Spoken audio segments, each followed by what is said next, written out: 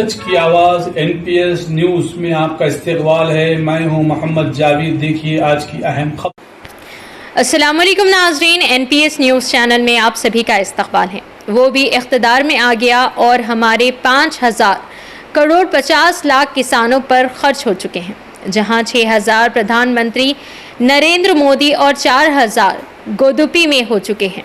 54 लाख किसान। कर्नाटक ये एक क्लासिक है। डबल इंजन गवर्नमेंट ये कांग्रेस पार्टी और 2018 इंश्योरेंस क्राफ्ट की तरफ से मेरे बहुत ही सीनियर लीडर प्रोडक्ट के बारे में बात कर रही है और ये सिर्फ भारतीय जनता पार्टी की तरफ से है। आइए नाजरीन देखें हमारे नुमाइंदे मोहम्मद जावेद की रिपोर्ट।